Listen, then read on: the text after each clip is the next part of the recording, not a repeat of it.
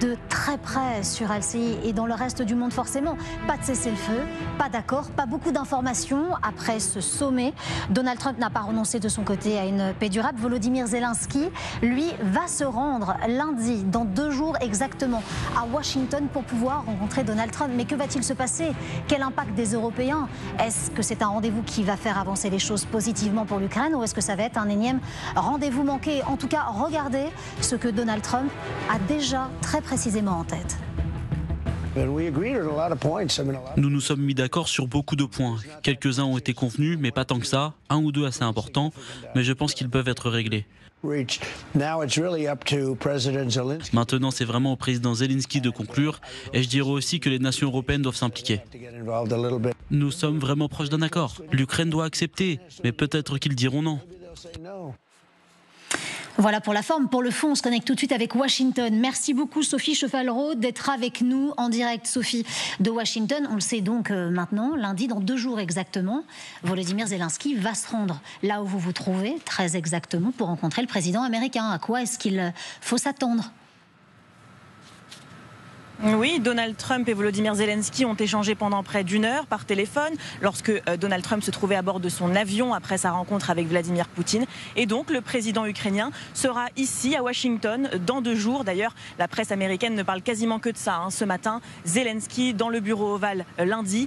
Que vont-ils se dire? Dans une interview accordée à Fox News, on l'a entendu, le président américain estime désormais que c'est au président Zelensky de négocier un cessez-le-feu. C'est un changement de discours radical, puisque il y a encore quelques heures, lorsque Donald Trump se rendait en Alaska pour rencontrer Vladimir Poutine, il disait « Je veux un cessez-le-feu, j'y vais pour un cessez-le-feu, et s'il n'y en a pas, je ne serai pas content ». Eh bien finalement, il n'est plus question de ça. Désormais, Donald Trump estime que le meilleur moyen de mettre fin à la guerre est de signer un accord de paix. Par ailleurs, des journalistes sur CNN il y a quelques instants se posaient la question: est-ce que Volodymyr Zelensky va recevoir le même accueil que Vladimir Poutine sur le sol américain? Est-ce qu'à lui aussi on va lui dérouler le tapis rouge? Vous savez, ici tout le monde a en tête l'humiliation qu'avait fait subir Donald Trump à Volodymyr Zelensky en février dernier dans le bureau ovale. Merci beaucoup Sophie Chevallereau en direct de Washington avec les images, Sophie Chevallereau, d'Armel Exposito. Merci à toutes les deux d'avoir été avec nous autour de ce plateau pour m'accompagner dans ce grand dossier. Violeta Moscalou, soyez la bienvenue, madame. Vous êtes maître de conférence et présidente, fondatrice de Global Ukraine. Thomas Ernaud, soyez le bienvenu, monsieur. Bonjour. Vous êtes écrivain, spécialiste de la défense et des affaires. Toujours à mes côtés, Vincent Crouzet, expert en renseignement, auteur de ce livre qu'on ne peut que conseiller, Comment vivre dans un monde en guerre. Soyez le bienvenu. Et enfin, Jean de Dynastie, vous êtes ancien ambassadeur de France en Russie. On vient de parler de cette rencontre qui va avoir lieu, quoi qu'il se passe, dans 2 jours, à Washington, entre Volodymyr Zelensky et Donald Trump. Volodymyr Zelensky est plutôt confiant, voilà ce qu'il a déclaré. Lundi, je rencontrerai le président Trump à Washington pour discuter de tous les détails concernant la fin des massacres et de la guerre. Je suis reconnaissant de son invitation. Violeta Moscalou, je suis obligée de vous poser cette question. Est-ce que Volodymyr Zelensky a appris de sa dernière rencontre avec Donald Trump? Comment est-ce qu'il se prépare? Exemple très concret. Est-ce qu'il va prendre, d'après vous, un interprète? Je pense que le monde entier a appris malheureusement sur la leçon malheureuse qu'on a observée tous fin février dans le bureau ovale, parce que c'était pas le seul. Les Européens, les leaders européens ont été aussi très choqués et en général, en fait, l'opinion publique de voir la communication qui a été vachement violente, en fait. Donc c'est sûr que les leçons ont été tirées et malheureusement même Poutine a appris aussi, parce qu'on a vu la façon dont il a jeté des fleurs et a fait des compliments de façon tellement flagrante qu'on était presque mal à l'aise de voir comment il a tout dit, il a mis vraiment des compliments sur chaque point faible, tous les messages que Donald Trump avait besoin d'entendre. Et maintenant, visiblement, dans l'interview avec Fox News hier soir, il les répétait plusieurs fois, il était tellement content, donc ça a bien matché en fait, sur la vanité, l'égocentrisme et tout. Maintenant, la question d'interprète, je pense que oui, techniquement, ça peut permettre de gagner un peu de temps, mais ça va bien au-delà, en fait. C'est vraiment la personnalité de Donald Trump qui a été hier un élément de découverte pour ceux qui ont suivi la soirée, qui était quand même retransmise en grande partie, en fait. Donc, de voir la sensibilité à cette flatterie, je pense que c'est un élément de menace même pour la sécurité nationale des États-Unis. On va se connecter tout de suite avec Kiev parce qu'il y a notre envoyée spéciale Marianne Kotonov qui nous attend. Marianne Kotonov, c'est une équation compliquée qui attend le président ukrainien lundi prochain alors qu'il doit se rendre une nouvelle fois dans le bureau ovale pour rencontrer Donald Trump. Oui, parce que évidemment, il a beau dire qu'on va lui donner tous les détails et qu'il remercie Donald Trump de son invitation, il a certainement lui aussi en tête l'accueil très froid et très humiliant qu'il avait eu il y a 6 mois. Et puis, de quoi va-t-on parler exactement? Donald Trump a évoqué effectivement des avancées, a évoqué on est tout proche d'un accord de paix, mais un accord de paix sur le dos des Ukrainiens. Est-ce que le président américain va lui demander, par exemple, de céder tout le Donbass, même les régions qu'il n'a pas encore, qui ne sont pas sous contrôle russe, à la Russie? Et là, Volodymyr Zelensky, le piège va se refermer sur lui, parce que qu'est-ce qu'il va pouvoir dire? Il va pouvoir dire non, je ne suis pas d'accord de donner tout le Donbass, et à ce moment-là, c'est lui qui va être accusé de vouloir continuer la guerre, ou alors il va devoir céder, on va lui tordre le bras. Donc pour lui, c'est un numéro d'équilibriste, d'autant qu'il ne doit pas non plus trop fâcher Donald Trump, parce que il faut que les États-Unis, pour la survie de l'Ukraine, continuent à être son allié, continuent à fournir des armes et à aider l'Ukraine. Donc pour lui, c'est quasiment une équation impossible. Et beaucoup d'Ukrainiens ici pensent que c'est un piège, que c'est vraiment très compliqué pour Volodymyr Zelensky et sont très inquiets de cette entrevue qui aura lieu donc lundi. Marianne Kotonov avec les images de Marine Truchot en direct de Kiev. Vincent Cruz, et vous vouliez réagir? Juste sur la forme, une petite chose. Déjà dans la première minute, on va être fixé sur quelque chose. Vous vous souvenez, l'accueil de Donald Trump le 28 février avec la réflexion sur le dress code et sur la tenue de Zelensky. Bien évidemment. Comment C'était d'ailleurs J.D. Vance, si je puis me permettre, le vice-président américain qui lui a dit « Vous venez ici, vous portez même pas de costume ». Voilà, alors...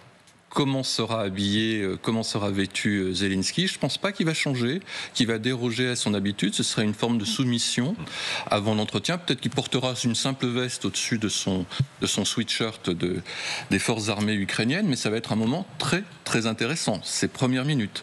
Et vous posiez la question, qu'est-ce que Zelensky a retenu comme enseignement du 28 février? Qu'est-ce que Trump aussi a retenu comme enseignement du 28 février? Bonne question, ça. Oui. On va le voir. On va le voir dans les premières minutes. Et quel visage il va présenter? Quel peut-être nouveau visage il va présenter à l'opinion internationale? Très intéressant que la presse américaine titre « Est-ce qu'on va sortir le tapis rouge aussi pour Volodymyr Zelensky ?» C'est très intéressant ce parallèle avec le sommet d'hier soir. Oui.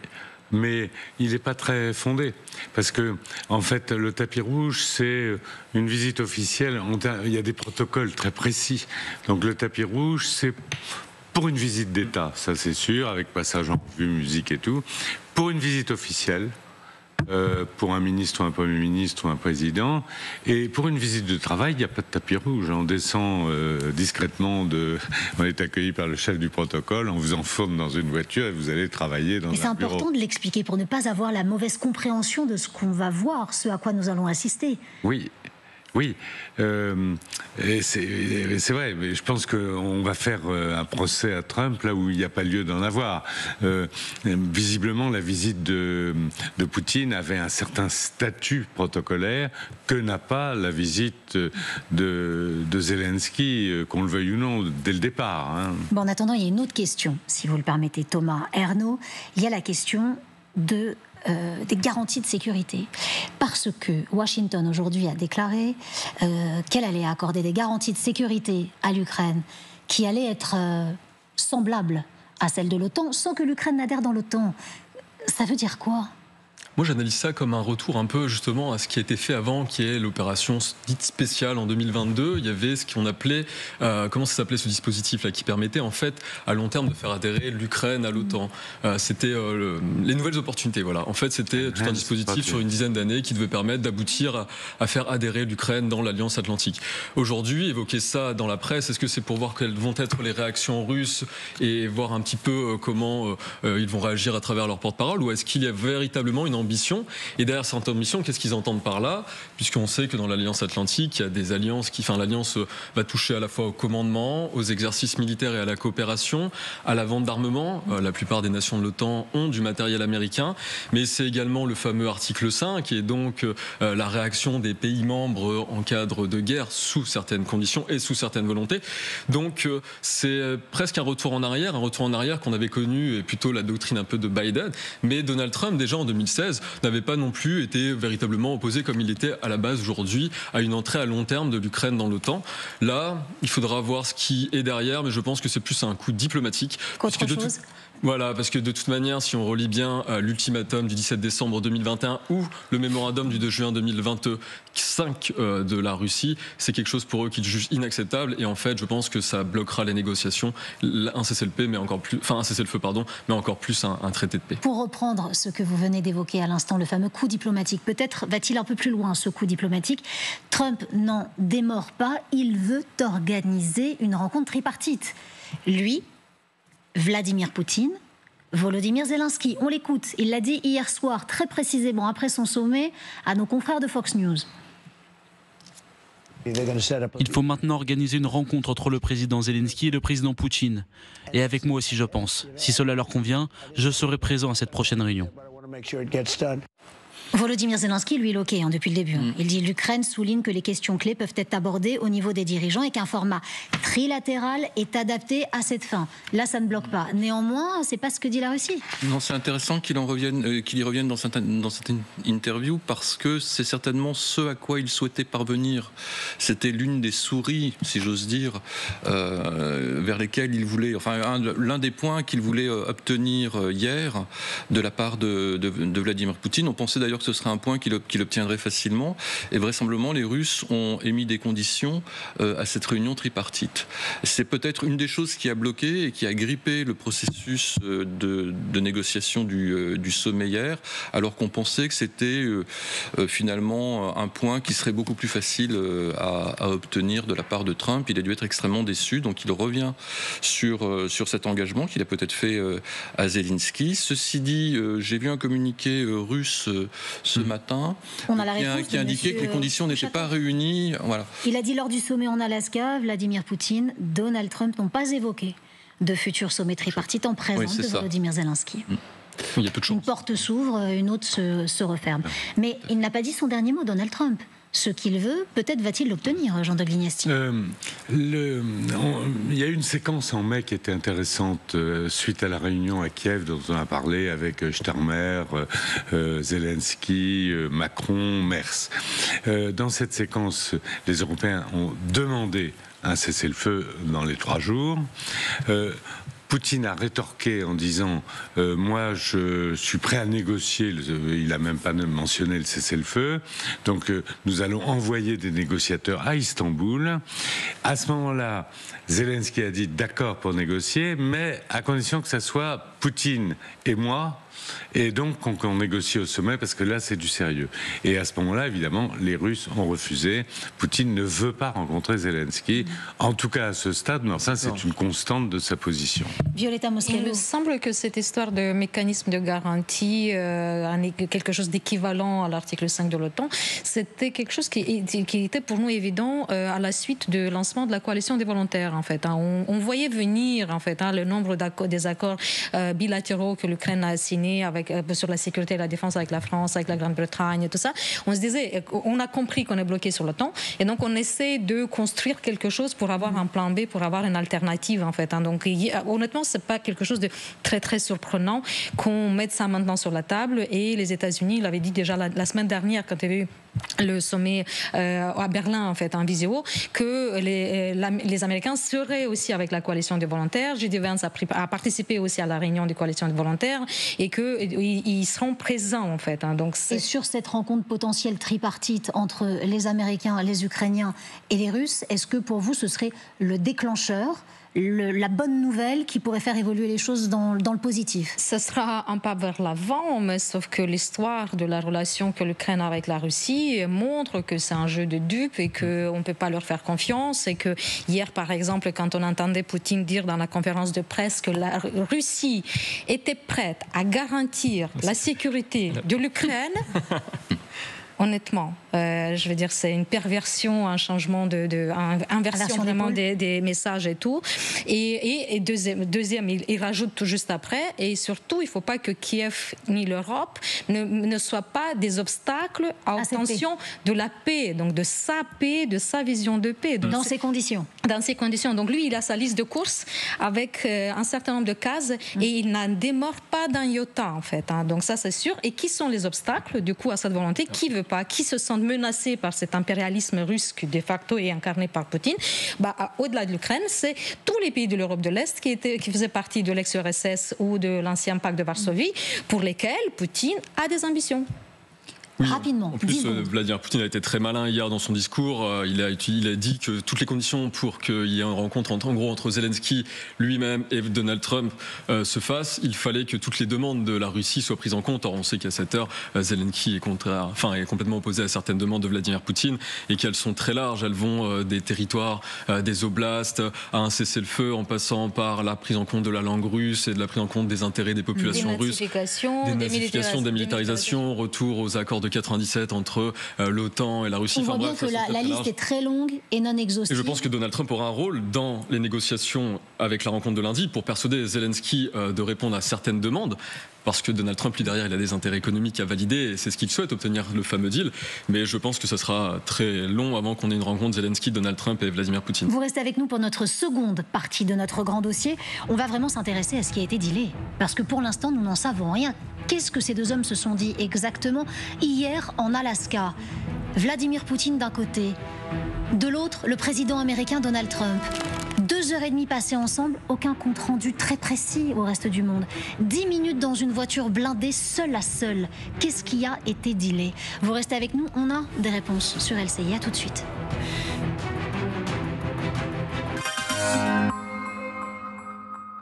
Merci docteur. Alors à quel tour? Bonjour. Qu'est-ce qui se passe? Un accident peut arriver n'importe quand. Alors on doit pouvoir compter sur n'importe qui. Chez Groupama, nous avons déjà formé gratuitement plus de 200 000 personnes aux gestes qui sauvent. Groupama, toujours là pour moi. Vous savez quoi? Même en vacances, mes clients prennent rendez-vous sur carglass.fr. C'est simple. Ils choisissent le lieu, le créneau. En quelques clics, c'est fait. Comme ça, pas de changement dans leur programme. Alors vous aussi, même en vacances, prenez rendez-vous sur carglass.fr et tapez bien .fr pour être sûr d'arriver chez nous. Carglass remplace. En plus, en ce moment, Carglass vous offre un aspirateur de voiture développé par Noroto. Ok, c'est une banque sans actionnaire, mais ça reste une banque. Faut qu'elle fasse du chiffre. Oui, t'as raison. Eh ben voilà. Et ce chiffre, c'est celui de la satisfaction client. Oui, ben, elle m'explique mieux que toi. 9 clients sur 10 sont satisfaits du Crédit Mutuel. Crédit Mutuel, une banque qui appartient à ses clients, ça change tout. Cool, on rattrape le peloton. Allez, on lâche rien. Tous les prétextes sont bons pour trinquer. Tourtel Twist, c'est la gourmandise du jus de fruits, la fraîcheur de la bière et c'est sans alcool. Tourtel Twist, ça rapproche. Si vous ne donnez pas à votre petit chien le même jouet qu'à un grand chien, pourquoi lui donner la même nourriture? Si vous avez un chien de moins de 10 kilos, choisissez Ultima Petit. Une alimentation de haute qualité adaptée à ses besoins, qui contribue à une bonne santé dentaire et avec des croquettes adaptées à la taille de sa mâchoire. Ultima. Et découvrez aussi notre gamme de friandises pour petits chiens.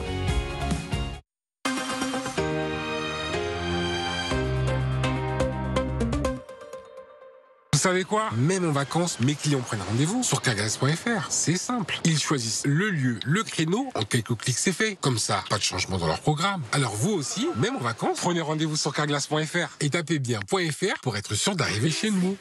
Carglass remplace. En plus, en ce moment, Carglass vous offre un aspirateur de voiture développé par Noroto.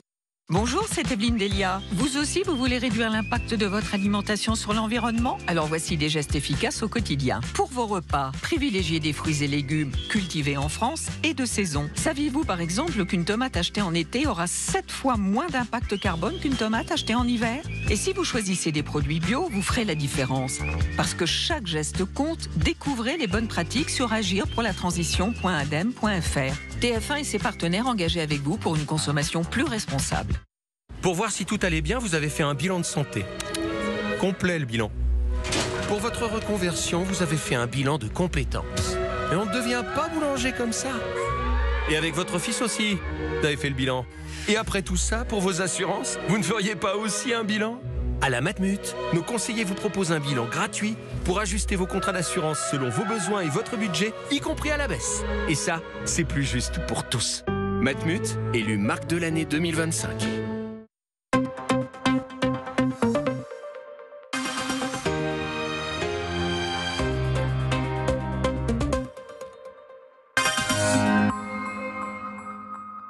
Aujourd'hui, forte probabilité de démangeaison et de brûlure. En cas de sécheresse intime, il y a Hydralin Confort Vaginal pour un soulagement rapide et durable de la sécheresse vaginale. Hydralin Confort Vaginal, assemblage de dispositifs médicaux. Alors nous les cahiers, on sait, l'année elle va être longue. Entre les pages arrachées, les sacs trop pleins, les goûters écrasés. Mais cette année, je suis prêt, plastifié, solide, motivé. Et je peux vous le dire, je vais résister aux cours de maths bien plus longtemps que vos enfants. Le cahier Esquisse à seulement 80 centimes en exclusivité chez Leclerc. Toutes les fournitures scolaires sont à prix Leclerc. Leclerc. Un pare-brise à remplacer? Carglass.fr. En quelques clics, sélectionnez pare-brise, puis votre type de brique-glace et choisissez votre rendez-vous. Carglass vient directement chez vous. En plus, en ce moment, Carglass vous offre un aspirateur de voiture Neuroto. Carglass répare, Carglass remplace. Bientôt, moi aussi, je m'élèverai dans le ciel. Comme moi. Toi? Non, tu resteras un verre. C'est ce qu'on verra. Red Bull donne des ailes. Father wears his Sunday's best. Mother's tired, she needs a rest. The kids are playing up downstairs. Besoin d'un dressing? Chez Leroy Merlin, on a des petits prix toute l'année pour tous vos projets. Leroy Merlin, on peut tout construire ensemble, même l'avenir. Danser toute la soirée. Assister au match de son équipe préférée. Vos jambes lourdes vous gênent? Pensez à Daflon. Daflon 500 mg, efficacité cliniquement démontrée dans les troubles de la circulation veineuse, jambes lourdes, douleurs, impatience. Daflon, passe à l'action. Tout médicament peut exposer à des risques. Parlez-en à votre pharmacien.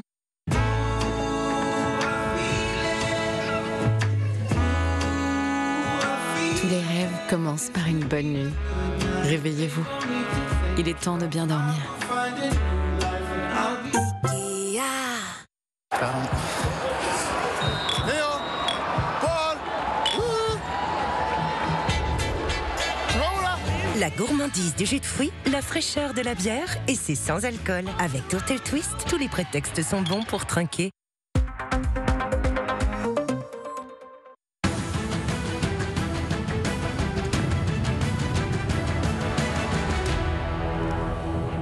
Seconde partie de notre grand dossier sur LCI qui s'interroge notamment sur le jour d'après ce grand sommet entre Donald Trump et Vladimir Poutine, alors qu'une réunion attend Volodymyr Zelensky lundi à Washington. Regardez ce que nous venons d'apprendre du Financial Times. Poutine qui aurait dit à Trump qu'il pourrait assouplir certaines revendications territoriales en échange de la région de Donetsk.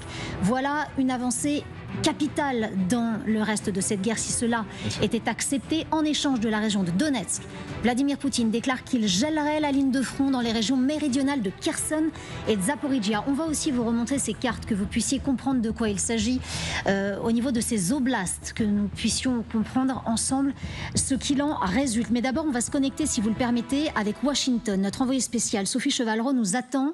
Vladimir Poutine est-il, Sophie Chevalreau, dans la presse et le conscient américain, le grand gagnant de ce sommet d'Alaska, Sophie?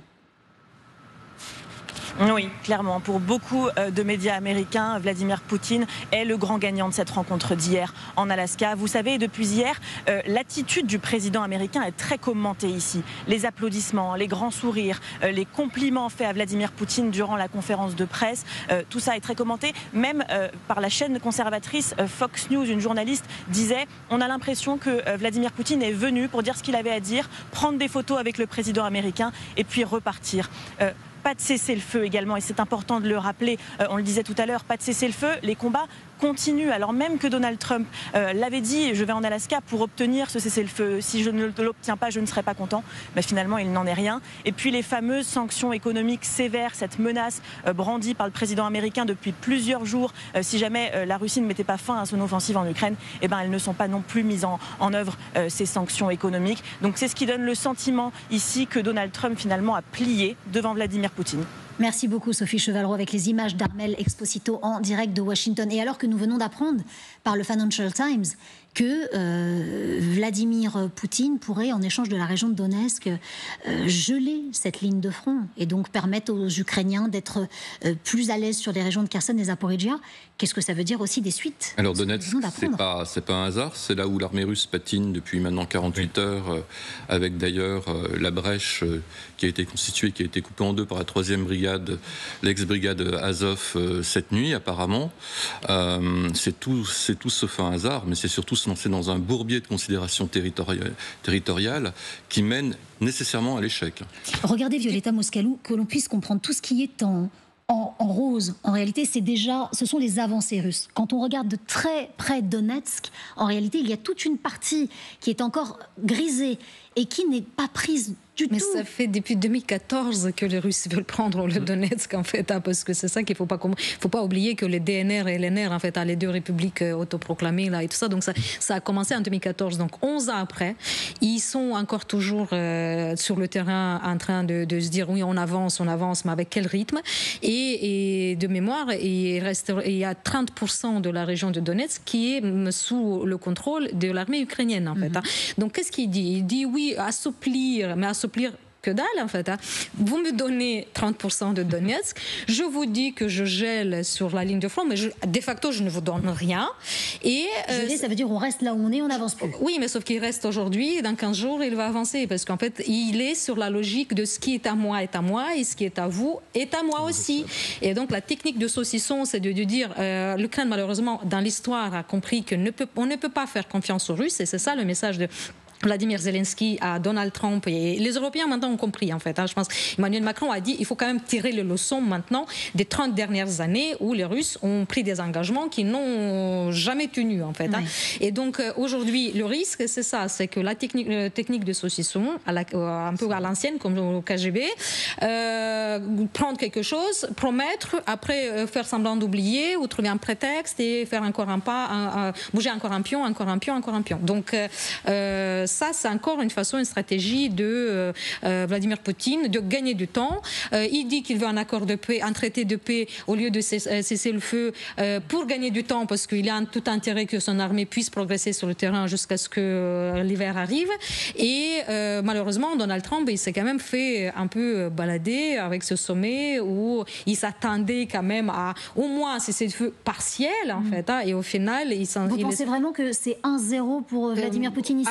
Après réflexion, moi je pense que c'est même 3-0, parce qu'il a eu le tapis rouge, il a eu la photo, il a eu le fait qu'on l'a remis sur la scène internationale comme une grande puissance, mais grande puissance de quoi, en fait?